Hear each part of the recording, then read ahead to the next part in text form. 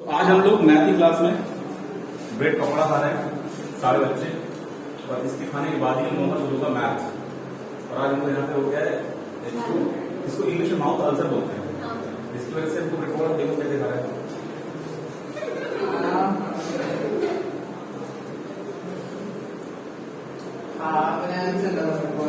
चलो इसको पॉज करते हैं, अब जाकर लेक्चर शुरू करेंगे, मजा आ रहा है। चलो स्टार्ट करते हैं फिजिक्स मैथ वाली क्लास। और मैथ की क्लास में हम लोग आज क्या पढ़ने वाले हैं, डिटेल में समझना।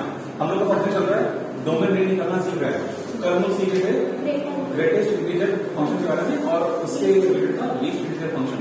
ठीक है, सिग्नल फंक्शन हो चुका है, लॉगरिथमिक हो चुका है, ट्रिग्नोमेट्रिक हो चुका है, इनवर्स फंक्शन हो चुका है। बचा क्या है, एक्सपोनेंशियल फंक्शन। हालांकि वो पता है कि एक्सपोनेंशियल फंक्शन का डोमेन आर होता है, रेंज आर होता है, लेकिन उसके बाद डिटेल में देखना जरूरी है। एक्सपोनेंशियल फंक्शन जैसे खत्म हो जाएगा हम लोग कुछ मिक्स क्वेश्चन देखेंगे जो टफ होते हैं। ठीक है, उसमें 11 चैप्टर्स कवर हो जाएगा। 11 को उतना ऊपर नहीं पूछते, 11 के छोटे क्वेश्चन पूछते हैं हम लोग कवर करेंगे। और उसके बाद मेन चैप्टर ट्रैक को बुक जो आप लोग दिए हैं उससे क्वेश्चन लगाना, और आप लोग अब उससे क्वेश्चन लगाना शुरू करेंगे, मतलब आज से, क्योंकि आज एक्सपोनेंशियल खत्म कर देंगे। उसके बाद हम लोग अगली क्लास में जो रिलेशन है उसके जो 3 टाइप्स होते हैं उसको समझेंगे डिटेल में। ठीक है, और उसके तुरंत हम लोग सीखेंगे रेंज निकालना। हम रेंज निकालना लास्ट में सिखाते हैं, क्योंकि पता 2 मिनट प्रैक्टिस अच्छे से हो जाती है, तो प्रोसेस वही होता है रेंज निकालने से लॉग होते हैं। चलो लेते हैं हम लोग एक्सपोनेंशियल फंक्शन का डोमेन रेंज। तो देखो एक्सपोनेंशियल फंक्शन में सिंबल कैसे कैसे होता है। जब एक्सपोनेंशियल होता है कोई चीज उसका मतलब समझते हैं। देखो कुछ लोग ये कहते हैं कि सर x पावर x को एक्सपोनेंशियल बोलेंगे कि नहीं बोलेंगे, नहीं। e पावर x को एक्सपोनेंशियल बोलेंगे, a पावर x को एक्सपोनेंशियल बोलेंगे, किसी भी नंबर की पावर x को एक्सपोनेंशियल बोलेंगे। सिर्फ x ही नहीं, यहाँ पे x हो जाए, x स्क्वायर हो जाए, कुछ भी हो जाए, कोई भी और फंक्शन आ जाए उसको एक्सपोनेंशियल बोलेंगे, राइट। इस चीज को कंफ्यूजन होती है, इसे बोलेंगे नहीं बोलेंगे, इसका डोमेन क्या होगा। चलो पहले इसकी बात करते हैं, कॉम्प्लिकेशन बाद में देखते हैं। अब e पावर x या a पावर x का आपको सबसे ग्राफ को देखे ही हैं, काफी समझाया इस ग्राफ को। तो e पावर x का जो ग्राफ होता है तो कैसे होता है, लॉग का ऐसे होता है, उसका ऐसे। वेरी गुड, वो ऐसे होता है। ये हो जाएगा e पावर x का ग्राफ। ठीक है बेटा, लॉग का ग्राफ कैसे होता है, इधर से इधर से होता है। इन सब चीजों को एकदम फिंगर टिप्स पे रखो। ये होता है ln x या log x का ग्राफ। ठीक है, अब देखो जो e पावर x का ग्राफ है, जरा उसका डोमेन जज करने की कोशिश करो तो यही से दिख जाएगा -x और ∞ यहाँ देखो। तो ये ग्राफ तो ये है ना कि आप इसमें कोई भी वैल्यू फंक्शन में पुट कर सकते हैं। जब x की वैल्यू 0 पुट करेंगे तो ये वैल्यू 1 हो जाएगी, मतलब ये y एक्सिस। अगर देखो एक चीज और, y में और e पावर x में क्या डिफरेंस है, y और x ये एक्सिस। देखो किसी भी फंक्शन में क्या क्या चीजें होती है उसको समझो। लिखा जाता है y = fx, इसका एग्जांपल y = sin x। अब देखना इसमें क्या फर्क है, ये जो y है x है, चाहे यहाँ पे हो चाहे यहाँ पे हो, इनको हम बोलते हैं वेरिएबल। किसी भी इक्वेशन में या फंक्शन में 2 तरह के वेरिएबल पाए जाते हैं, एक होता है डिपेंडेंट वेरिएबल, दूसरा होता है इंडिपेंडेंट वेरिएबल। जो डिपेंडेंट वेरिएबल होता है वो इस साइड में होता है, लेफ्ट साइड में होता है, और जो इंडिपेंडेंट वो राइट साइड में। अब बात समझना, हम काफी दिन तक बचपन के टाइम में कंफ्यूज थे। जब मेरे टीचर को बताया कि देखो ये जो x की वैल्यू होती है, जब इसमें तुम कोई वैल्यू पुट करोगे, अगर वैल्यू बदल दिए तो ये वैल्यू बदल जाएगी, अगर यहाँ वैल्यू बदल दिए तो ये वैल्यू बदल जाएगी। इसका मतलब ये वाली वैल्यू इस पर डिपेंड कर रही है, ये डिपेंडेंट फंक्शन है, डिपेंडेंट वेरिएबल है। तो हमको डाउट हुआ घर जाने के बाद कि सर फिर ये भी तो डिपेंडेंट हुआ, ये मेरे पर डिपेंड कर रहा है। ये भी बदलेंगे। हाँ, अगर ये भी तो बदल सकते हैं, लेकिन फिर इसको हम लोग बदलते हैं, ये अपने आप नहीं बदलती, लेकिन ये अपने आप बदल जाएगी तो इसको बदल देगा।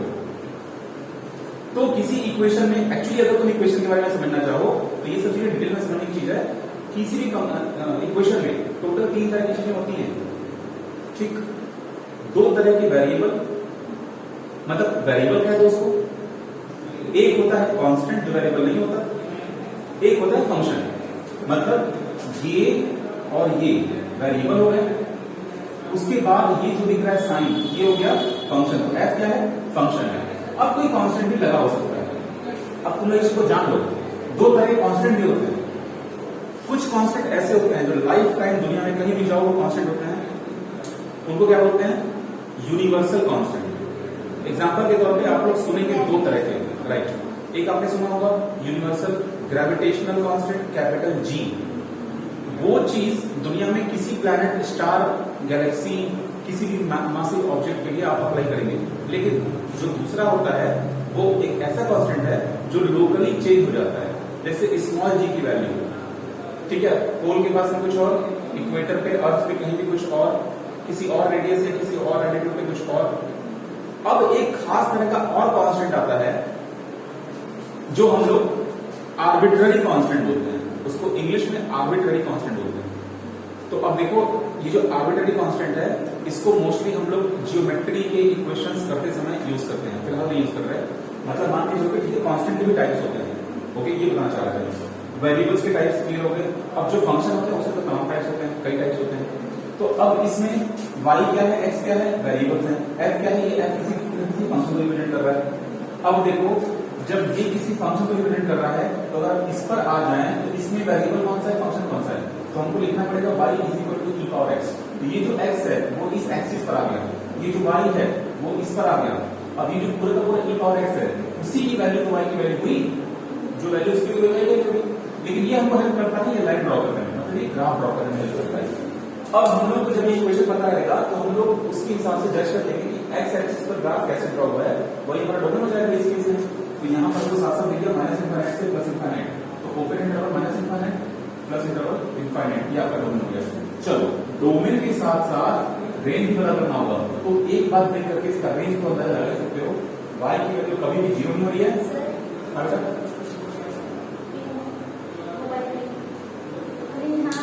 अच्छा पिन नहीं है, थैंक यू वेरी गुड, अच्छा आप लोग याद दिला दिया।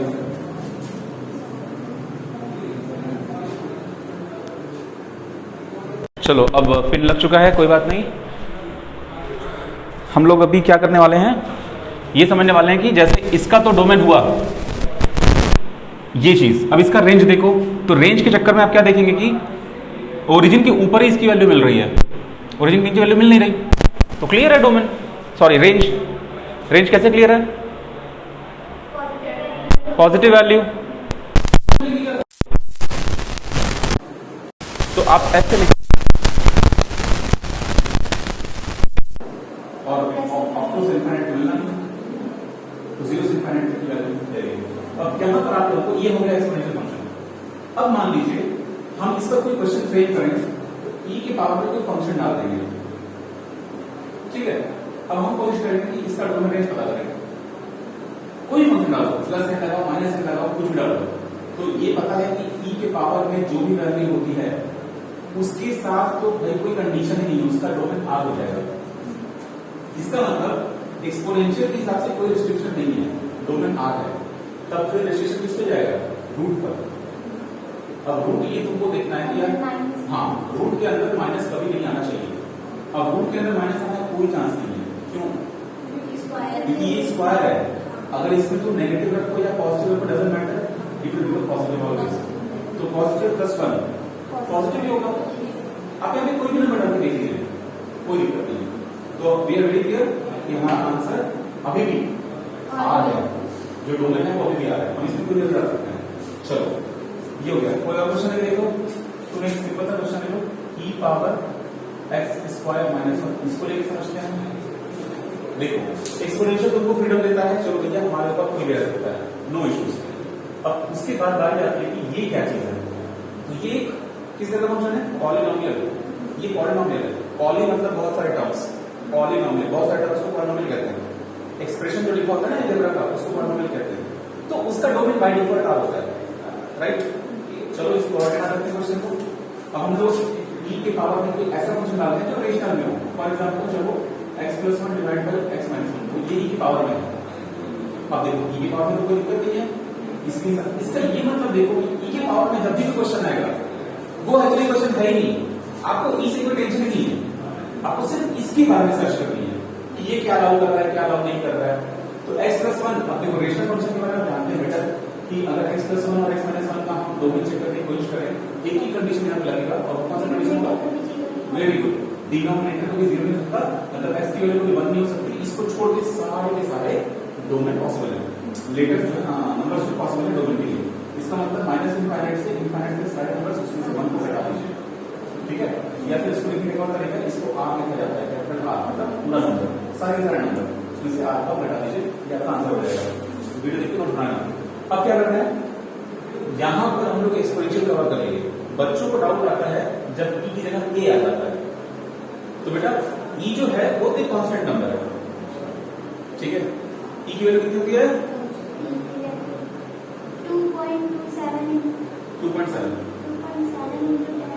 ई की वैल्यू लेके चलते हैं, दिमाग में रखना है कि चलो ठीक है 2.7 ई की वैल्यू होती है, ठीक है। दिमाग में ये रख के चलना है कि ई की वैल्यू, जैसे अब रूट सी की वैल्यू लोग याद कर लेते हैं, रूट 2 याद कर लेते हैं, मतलब ई की वैल्यू दिमाग में रखना अच्छा है, तो इससे क्या होगा, जज करने का चांस मिलेगा। हाँ, अब हमको यहाँ पर कुछ एडिशनल चीज बतानी है। ए पावर एक्स का ये मतलब है कि ए की जगह पर ई के अलावा कुछ और भी आ सकता है, कोई नंबर आ सकता है, कोई भी नंबर आ सकता है। अब वहां पर कुछ कॉम्प्लिकेशन क्रिएट होंगे अगर कुछ बेसिक इंफॉर्मेशन नहीं रहेगा।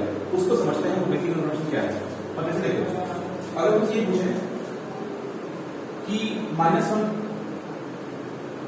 की पावर इनफाइनाइट अगर आपको दे दें, -1 की पावर इनफाइनाइट, इसका आंसर आपसे पूछ दें। +1 की पावर इनफाइनाइट, इसका आंसर आपसे पूछ दें। 0.2 की पावर इनफाइनाइट, इसका आंसर आपसे पूछ दें। इनफाइनाइट पावर इनफाइनाइट पूछ दें, या फिर पूछ दें 25 की पावर इनफाइनाइट, या फिर पूछ दें कि 0.7 की पावर इनफाइनाइट, इसमें से कौन सा आंसर सही है, किसका आंसर कितना आएगा, ये सारी बातें समझ लीजिए। देखिए, जब भी किसी नेगेटिव आंसर के ऊपर इनफाइनाइट होता है, उस तरह का नंबर मैथ में एग्जिस्ट नहीं करता, तो हम बोलेंगे इसका आंसर नहीं निकाल सकते। मतलब -1 की पावर इनफाइनाइट हो या किसी और नेगेटिव नंबर की पावर इनफाइनाइट हो, कोई भी नंबर हो नेगेटिव होना चाहिए, उसके ऊपर अगर इनफाइनाइट होता है पावर में, तो हम ये डिस्कस करते हैं कि नहीं यार नेगेटिव है ना, तो हमको ये तो पता नहीं है कि जो इनफाइनाइट है ये इवन है कि ऑड है, ये तो पता नहीं होता। आप मान लीजिए बोल रहे हैं कि सर हम इनफाइनाइट यूज कर लेंगे, पहुंच गए 1 2 3 4 5 6 7 हजार करोड़ अरब 10 अरब जो भी है वहां पर इनफाइनाइट पहुंच गए, दुनिया में जितना पॉसिबल है सब पहुंच गए लास्ट में। वो नंबर था क्या, इवन था कि ऑड था, नहीं पता ना। तो नेगेटिव नंबर की पावर में अगर इनफाइनाइट आ जाएगा तो वहां पे कंट्रोवर्सी हो जाएगी कि यार तुम लोग सर इवन मान लेते हैं, कैसे मान लोगे, वो ऑड मान लेते हैं, तो कंट्रोवर्सी है। इसीलिए इस तरह के नंबर्स मैथ में एग्जिस्ट नहीं करते, तो हम लोग इसको बोलेंगे ये इनडिटरमिनेट है, इसको डिटरमाइन नहीं किया जा सकता, इसको सॉल्व नहीं, तो बोलोगे डज नॉट एग्जिस्ट।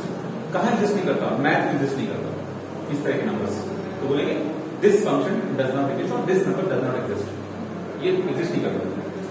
अब दिन बात करते हैं हम लोग की नेगेटिव का हो गया क्लियर। अगर आपका आंसर कभी नेगेटिव पार्ट में आ रहा है तो आप उस ऑप्शन को टिक करेंगे IIT JEE में जिसमें डज नॉट एग्जिस्ट वाला ऑप्शन होगा, वो एग्जिस्ट नहीं करता। अब आ जाओ डेसिमल में पावर इनफाइनाइट हो गया।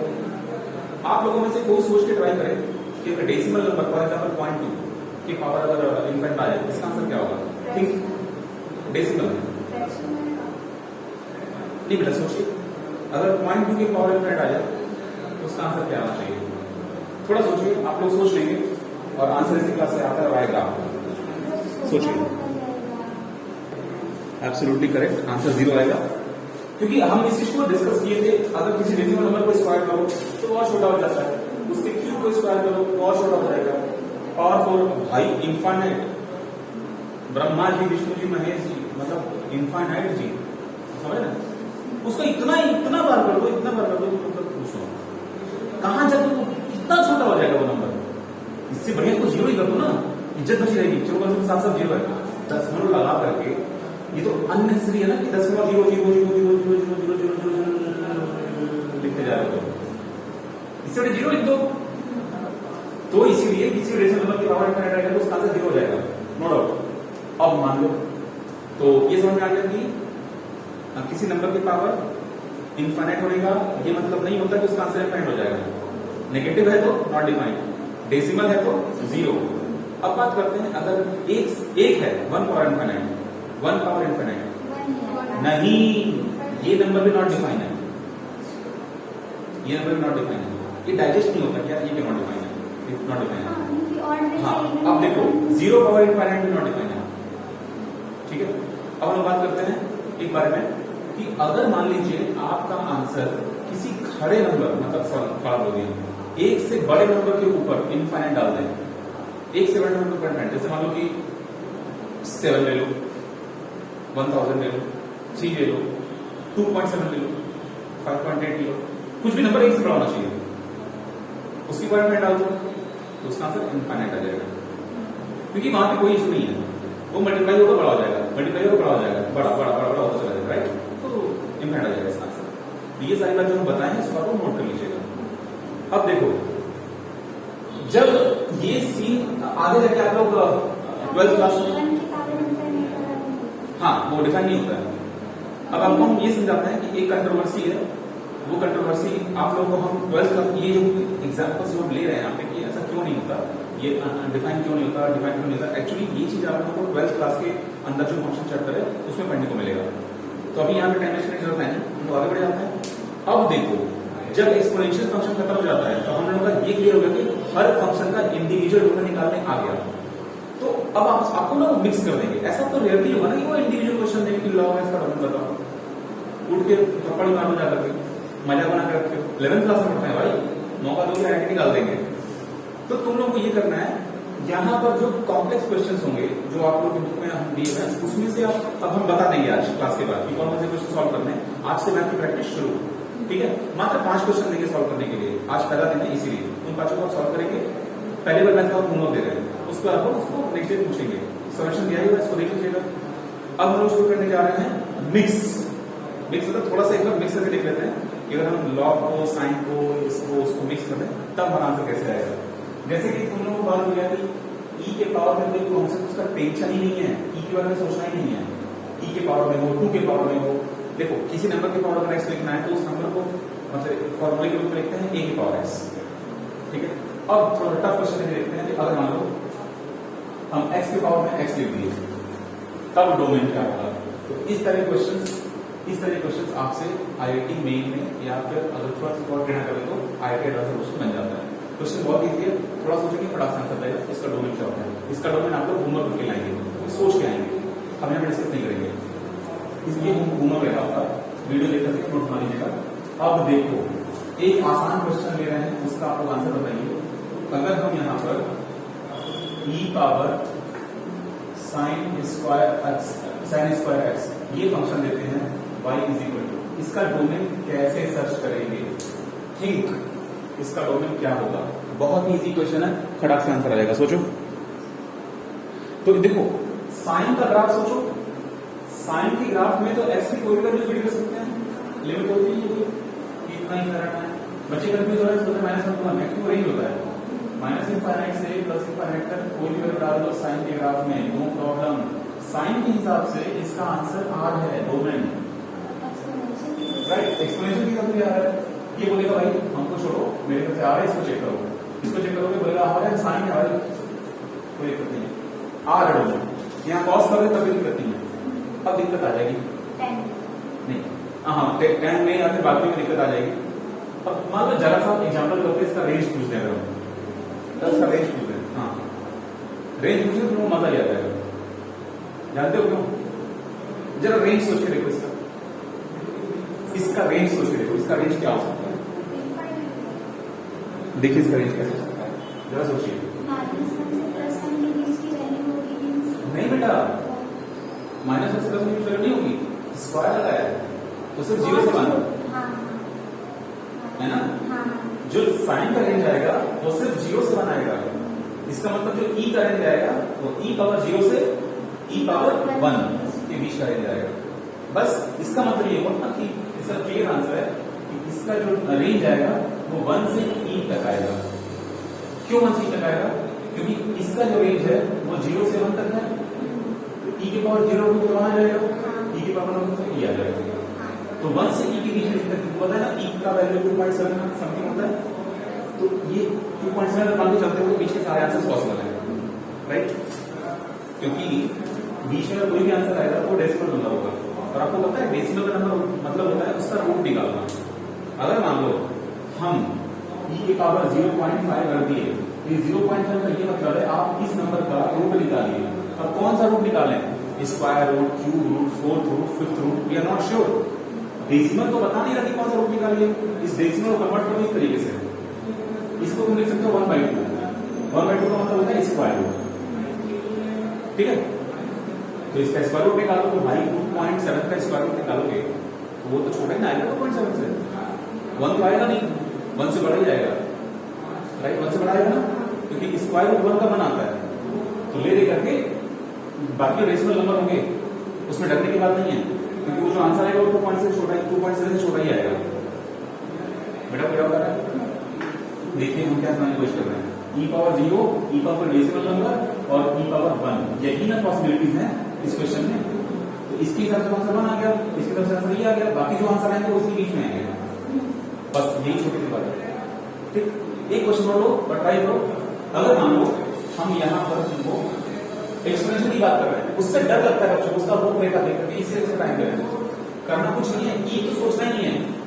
चलो ले लो, अब जरा सोचो ई पावर एक्स, इसका डोमेन सोचो, इसमें असली मजा आ जाएगा एक्स। अब जरा सोचो डोमेन असली मजा, बहुत बढ़िया क्वेश्चन है। ई पावर कितना भी जितना मन कहीं लगा दो, सबका फाइनली ई पावर एक्स आ रहे हो, ये बोल रहे हैं कि प्रोडक्ट मेरे सबसे पूरा आंसर जो है सो कोई ये भी कहना भैया कोई दिक्कत नहीं, हम भी नहीं है, आप भी तो हम भी अब हम इसके एक और एक पावर डाल दिए, एक और एक पावर लेकिन इसका मजा तब आएगा जब आप लोग 11th क्लास में 12th क्लास में डिफरेंशिएशन सीखेंगे डिटेल में। ठीक है, अभी तो डिफरेंशिएशन नहीं है ना, थोड़ा सा पढ़ा रहे क्या, बस ठीक है फिर मिटा दीजिएगा उसको, मजा आ जाएगा। चलो फिर ये जो अब देखो हम लोग ना लगभग इस चैप्टर को खत्म कर दिए हैं, हम लोग का बचा हुआ है रिलेशन समझना। ठीक है, हम रिलेशन अब शुरू करते हैं, हल्का सा आइडिया देंगे रिलेशन का, उसके बाद डिटेल में हम कल शुरू करेंगे। ठीक है, अभी हल्का सा आइडिया देते हैं कि रिलेशन का मतलब क्या होता है। हम डिस्कस कर आ रहा है दो मिनट क्यों नहीं हो, ई क्या कह रहा है हमारे ऊपर एक्सपोनेंशियल है, सॉरी मेरे ऊपर जो है उसका कोई दिक्कत नहीं, आर हो जाएगा। अब इसके आगे साइन है, तो साइन कह रहा हमको भी कोई दिक्कत नहीं है, मेरा तो आर ही होता है, राइट बेटा, इसका आर होगा। अच्छा ये तुम कंफ्यूजन में और एग्जांपल लेते हैं, चलो मान लो ये लेते हैं कि 2 की पावर हम log x बेस 3 ले लेते हैं। ठीक है, अब इसको समझते हैं। बेटा ये आ रहा है क्या करना आ रहा है, ये देखो ओके, देखिए 2 log x बेस 3 है। अब इसका डोमेन समझते हैं, इसका डोमेन समझने के लिए मजा है, ये तो कह रहा है भाई हम तो एक्सपोनेंशियल के रूप में है, हमारे ऊपर कुछ भी रखिए कोई दिक्कत नहीं है, लेकिन log कह रहा है नहीं हम एक्सपोनेंशियल नहीं है, मेरा अलग नियम चलता है, मेरे आगे जो लोग भी हैं वो वन नहीं बन हो सकता है, मिस कर रही हो तुम, बेस में बन नहीं हो सकता।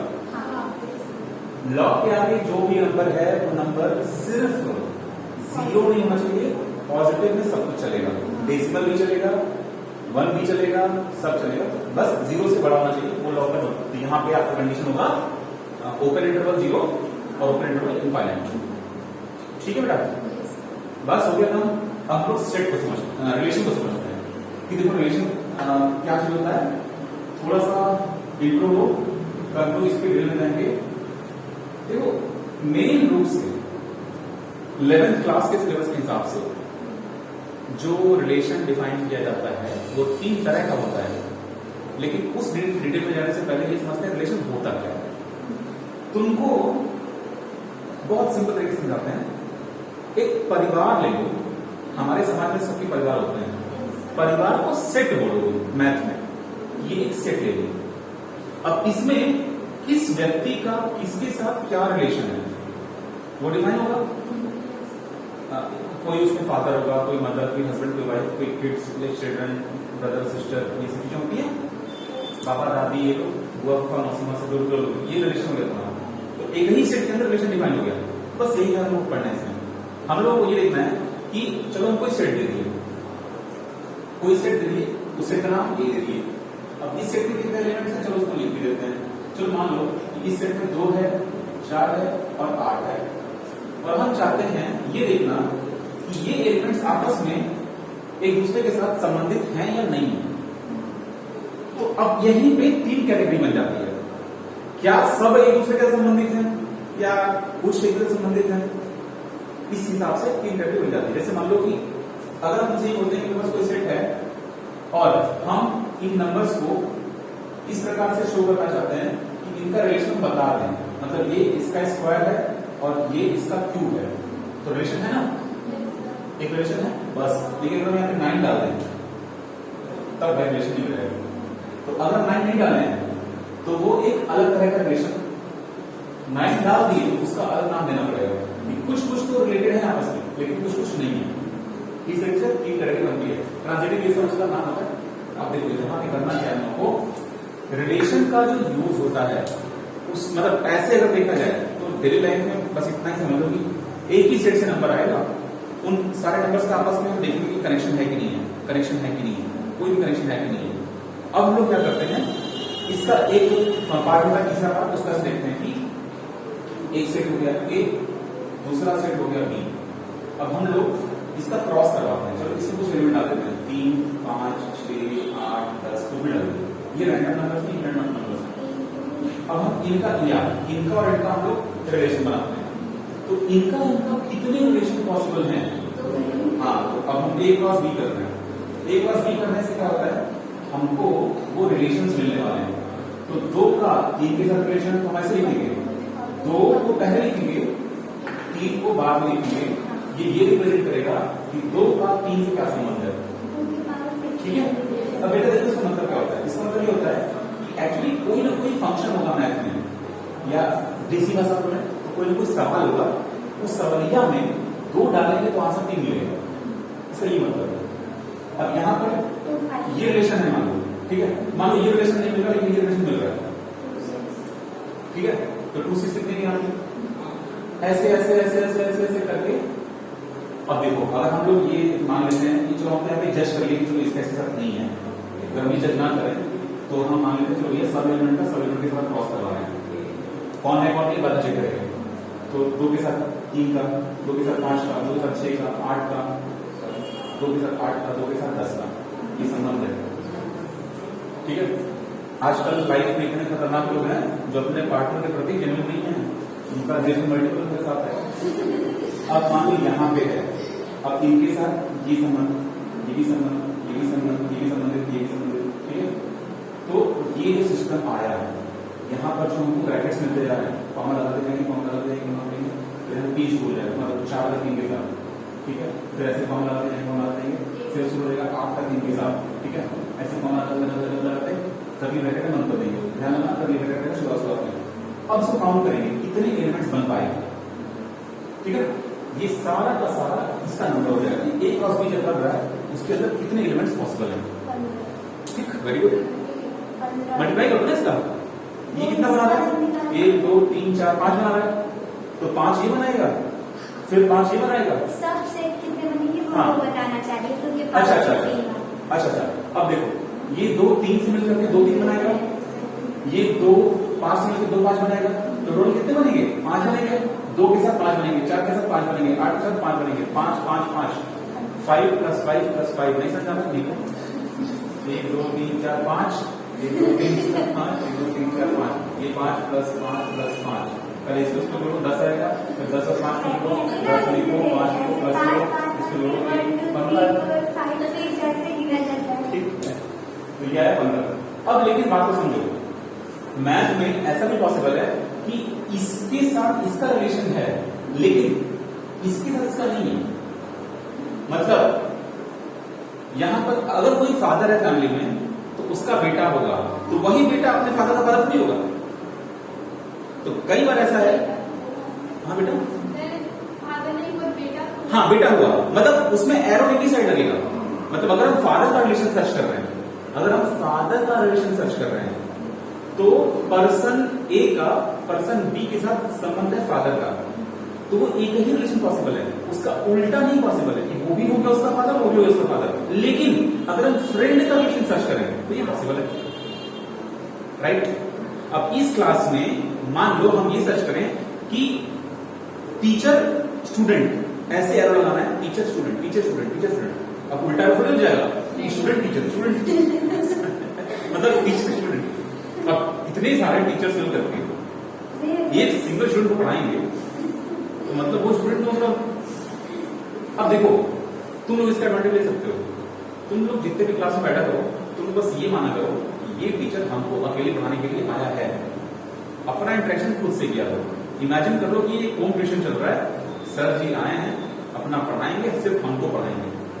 अब सर जी सिर्फ हमको पढ़ाएंगे, वो इंटरेक्शन लेवल आपके ऊपर डिपेंड करता है कि आप डेवलप कर पाए कि नहीं कर पाए।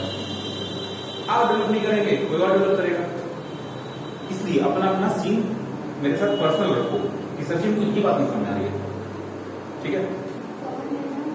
पता है चंदौली में हम लोग क्या करते थे, हम लोग सर जी को बोलते थे, मैडम को मैडम जी बोलते थे, ठीक है, जी जिला बोलते थे। चेन्नई का तो छूट गया। अब देखो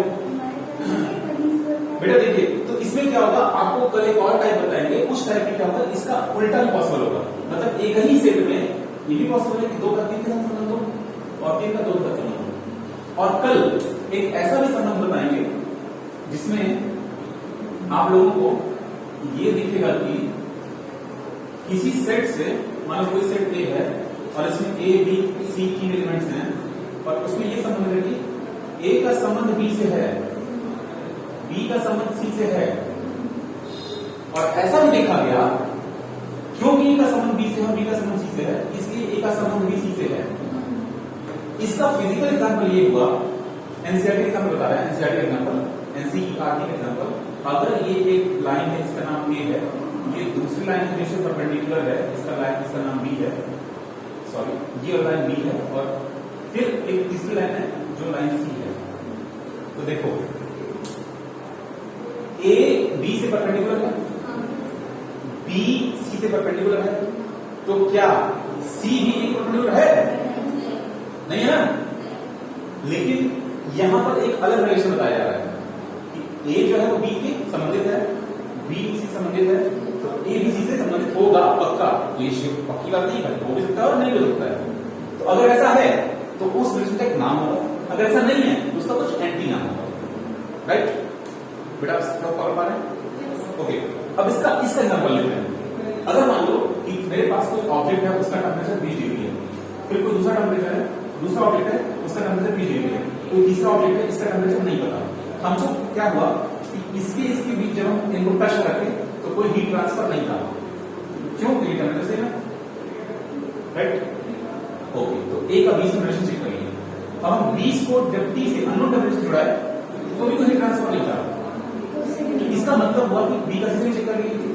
अब यहां पर यह बिल्कुल सही है कि बिना जाने तो कह सकते कि ए का सी नहीं होगा, ठीक है। तो इसका मतलब अगर ये फॉलो हो गया तो उसका एक नाम दे देंगे, अगर ये फॉलो नहीं हुआ मतलब ये सिचुएशन हो गया तो बोलेंगे नहीं भाई ये वाला रिलेशन नहीं है, वो वाला रिलेशन है, ठीक है। अब देखो ये जो चीज है ए बी सी, ये तीनों क्या रिप्रेजेंट कर रहे हैं? किसी लाइन को रिप्रेजेंट कर रहे हैं। तो हमको एक ऐसा सेट बनाना होगा जिसमें ढेर सारी स्ट्रेट लाइंस भरी हो, उनमें से इन तीनों को निकाल के अपना काम करेंगे, ठीक। तो बाकी डिटेल्स कल देखेंगे। अब शुरू करते हैं एकदम धमाकेदार क्लास।